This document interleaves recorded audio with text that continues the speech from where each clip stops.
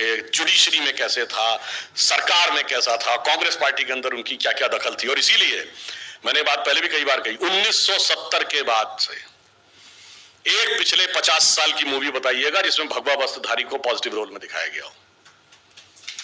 भगवा वस्त्रधारी छोड़िए, कंठी माला पहने हुए व्यक्ति, धोती कुर्ता पहने व्यक्ति, टीका लगाए व्यक्ति पॉजिटिव रोल में दिखता हो।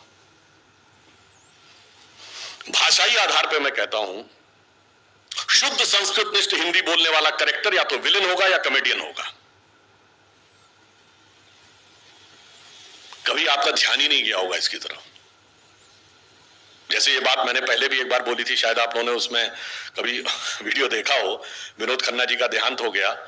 बहुत पुरानी उनकी एक फिल्म थी ना, जिसका गाना था, प्रिय प्राणेश्वरी यदि आप हमें आदेश करें तो प्रेम का हम श्री गणेश करें।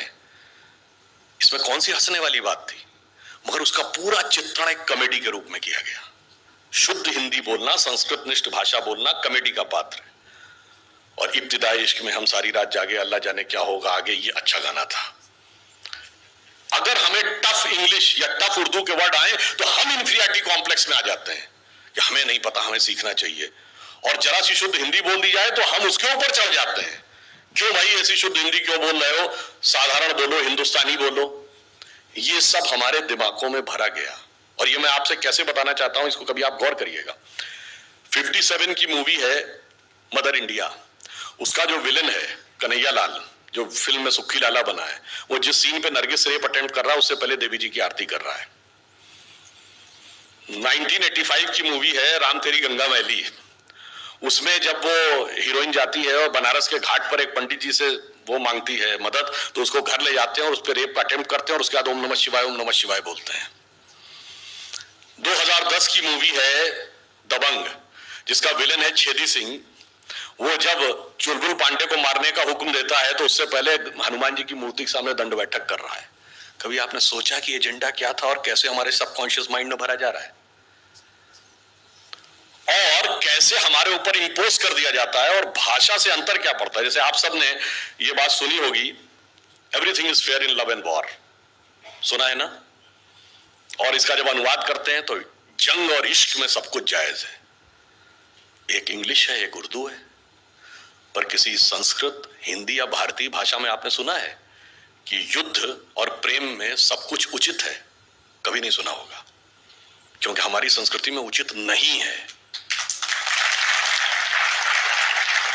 युद्ध का एक धर्म है और प्रेम का एक समर्पण है। अगर आप ये कह देंगे जो कहते थे everything is fair and love and war, तो वहां आतंकवाद भी होने लगा, क्योंकि फिर वो भी जायज है। और जो कहते हैं कि लव में सब कुछ जायज है, तो फिर एसिड भी फेंका जाने लगा। इसलिए जब आप भाषा छोड़ते हैं तो आप वो संस्कृति छोड़ते हैं, और वो आपके मानस पर कैसा प्रभाव डालती है आपको पता ही नहीं लगता। इसीलिए मैं कहता हूं, फिल्मों में पहले उर्दू मिक्स हिंदी बोलता था कोई नायक, अब जो है इंग्लिश मिक्स हिंदी बोलने लगा। वो हमारे दिमागों पर क्या असर डालती है ये हमें समझ में नहीं आता है। इसलिए मैं कहता हूं कि चाहे विचार हो, भाषा हो, किसी भी प्रकार की चीज हो, जब आप उसको समझने का प्रयास करते हैं कि वो आपके दिमाग पर क्या असर डाल रही है, तब आपको समझ में आता है कि वो मेरे अवचेतन मस्तिष्क में कहां कितनी गहराई तक ले जा रही है। अब दूसरी बात ये देख लीजिए, किसी भी मतलब हर भाषा की वर्तनी में एक वैज्ञानिकता भी होती है। जैसे संस्कृत भाषा है, जैसे मैं पहले भी ये बात कहा था,